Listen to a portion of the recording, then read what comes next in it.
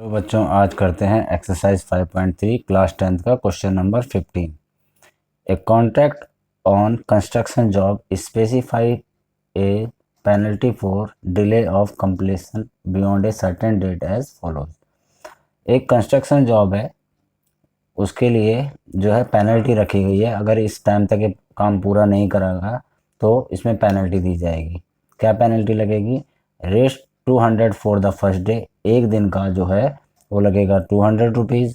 उसके बाद 250 for the second day, 300 for the third day. इस तरह से 50 रुपीज़ पर डे बढ़ते जाएंगे। The penalty for each successive day being ₹50 more than for the preceding day. ठीक है, एक दिन हर दिन जो है। तो क्या एपी बनी इसमें? सॉल्यूशन यहाँ पर लिखते हैं। इसमें सबसे पहले एपी हम एक बना लेंगे। इसमें एपी क्या बनेगी? पहले दिन का 200 होगा, दूसरे दिन 250, तीसरे दिन 250, तो 300। इस तरह से ये चलेगी, 50 रुपीज़ बढ़ते जाएंगे। ठीक है, for the third day the penalty for each successive day is 50 more than for the preceding day. How much money that contract has to pay as penalty if he has delayed the work by 30 days. अगर 30 दिन delay हो गया कोई काम तो क्या total penalty कितनी लगेगी? तो यहाँ पर नंबर ऑफ डेज कितना होगा? अगर एन क्या हो जाएगा? नंबर ऑफ डेज 30 हो जाएगा, एन हो जाएगा 30। इसमें देखो ए क्या निकला हमारा? 200, डी क्या आ गया? 250। ठीक है, तो हमारा if he has delayed the work by 30 days, तो कितना टोटल उसे पेनल्टी के रूप में देना पड़ेगा अगर कोई 30 दिन लेट कर दे इस काम को? तो क्या करेंगे? इस एपी के हिसाब से हम इसको सॉल्व कर लेंगे और एस एन निकाल लेंगे। तो सम ऑफ हमें क्या एस एन निकालना है? एन अपॉन में 2 ए प्लस एन माइनस 1 डी। तो हमें पता लग जाएगा कि टोटल अगर 30 दिन कोई काम को लेट करता है तो कितना पैसा देना पड़ेगा। तो कितने दिन हुआ? 30 दिन, है ना। तो ये हो गया 30 अपॉन में 2 इंटू ए कितना है? ए है यहाँ पर 200, तो 200 लिख देंगे। प्लस एन कितना है? 30 है, माइनस 1, और डी कितना है?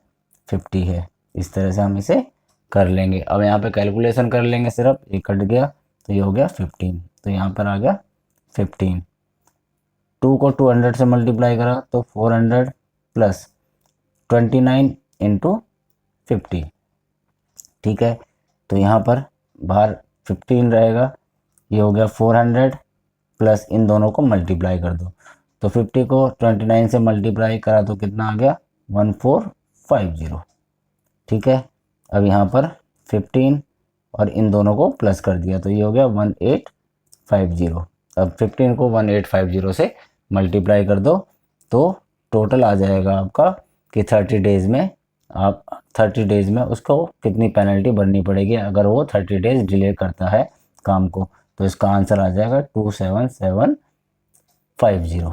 ठीक है ना, इस तरह से इसका आंसर ये आ जाएगा कि अगर वो 30 डेज डिले करता है किसी वर्क को करने में तो टोटल जो पेनल्टी लगेगी वो इतनी लगेगी। तो इस तरह हमारा क्वेश्चन नंबर 15 खत्म हुआ। अब हम नेक्स्ट पेज पे करते हैं क्वेश्चन नंबर 16।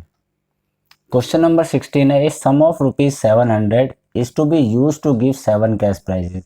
तो मतलब टोटल जो अमाउंट है, टोटल अमाउंट कितना है? टोटल अमाउंट है 700। टोटल अमाउंट 700 है, ये हमें देना है किसके लिए? प्राइज के रूप में। एज ए प्राइज हमें 700 रुपीज़ टोटल बांटने हैं। 7 कैश प्राइजेस मतलब ये जो हो जाएगा हमारा एस एन हो जाएगा 700। ठीक है, और एन क्या हो जाएगा? 7 कैश प्राइजेस है।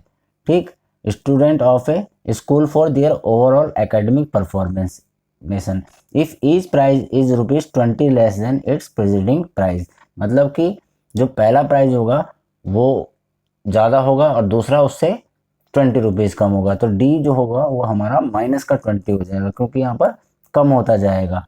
अब हमारे पास यहाँ पे ए गिवन नहीं है। ठीक है, ए गिवन नहीं है, हमें क्या करना है? सबसे पहले ए निकालना है। तो यहाँ पर हमारे पास क्या दिया हुआ है? एस एन दिया हुआ है 700। तो हम एस एन को रखने के बाद एस एन रखेंगे 700 और इसके हिसाब से हम निकाल लेंगे। तो क्या होगा? ये इसको देखते हैं कैसे करना है हमें। तो एस एन दे रखा है 700, एन दे रखा है 7 और डी दे रखा है 20। तो यहाँ पर एस एन का फॉर्मूला रखा एन अपॉन में 2, ठीक है, 2a प्लस एन माइनस 1 और डी वैल्यू रख लेंगे, एस एन की जगह में 700 रख लिया, इक्वल टू एन दे रखा है 7 रख लिया, 2 ए गिवन नहीं है तो ए को रहने देंगे, प्लस एन गिवन है हमारे पास कितना 7 माइनस 1 और डी हमारे पास माइनस का 20, ऐसे रखा, ब्रैकेट को बंद कर दिया।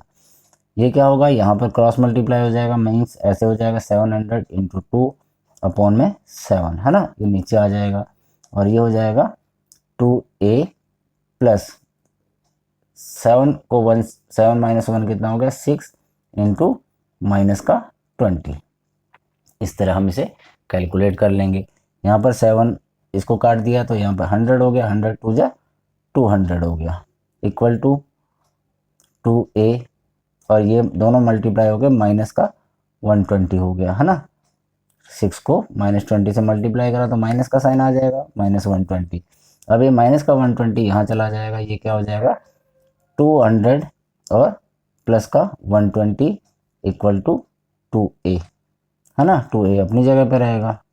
ये दोनों प्लस करा तो कितना हुआ 320 इक्वल टू 2a। अब 2 जो है नीचे आ जाएगा, ये हो जाएगा क्या हो जाएगा 320 अपॉन में 2 इक्वल टू a। तो इसको काट दिया हमने तो हमारे पास a की वैल्यू आ जाएगी 160। तो a की वैल्यू हमारे पास आ गई 160। यहाँ पर हमने a की वैल्यू पुट कर ली, a की वैल्यू हो गई 160। अब हमारे पास a की वैल्यू आ गई 160, d हमारे पास है, ठीक है। अब हम इसमें AP बना सकते हैं, तो AP बनाएंगे हम। AP बनाने के लिए सबसे पहले हमारे पे a तो आ गया है, तो A2 कैसे निकालेंगे हम, A2 होगा a प्लस डी, ठीक है। तो a कितना है, a है 160 माइनस d, है ना, माइनस का d हो जाएगा यहाँ पर, तो कितना हो जाएगा 140। ये A2 बन गया, A3 निकाल लेंगे इसी तरह से, a प्लस 2d, ठीक है। a कितना है 160, ठीक, प्लस 2 इंटू माइनस का 20, तो कितना हो गया 160, ठीक है, और माइनस 40 इक्वल टू 120। इस तरह से हम इसे बना लेंगे, 7 प्राइज हम टोटल बना लेंगे। a प्लस 3d, ठीक है, 160 प्लस 3 इंटू माइनस का 20, 3d होगा ना, तो यहाँ पर 160 माइनस 60 कितना हो गया 100, a4 आ गया। इसी तरह से हम a5 निकाल लेंगे, a5 क्या हो जाएगा a प्लस 4d, क्या हुआ a कितना हुआ 160 प्लस 4 इंटू माइनस का 20, तो 160 और माइनस 80, तो ये हो गया 80। इस तरह से हम a5 a6 a7 हम निकाल लेंगे, ठीक है ना। तो क्या बनेगा हमारा AP, a तो बन गया 160, पहला जो होगा वो होगा 160, दूसरा होगा 140, फिर होगा 120, फिर 100, ठीक है, इस तरह से, फिर 80, फिर 60 और लास्ट प्राइस 40। 1 2 3 4 5 6 7, तो 7 कैश प्राइजेस हमारे क्या हो जाएंगे, ये हमारा आंसर हो जाएगा। AP हमारी ये बन के तैयार हो गई। तो इस तरह हमारा क्वेश्चन नंबर 16 भी यहाँ पर, क्वेश्चन नंबर 16 भी ख़त्म हुआ। तो उम्मीद है आपको ये समझ में आ गया होगा।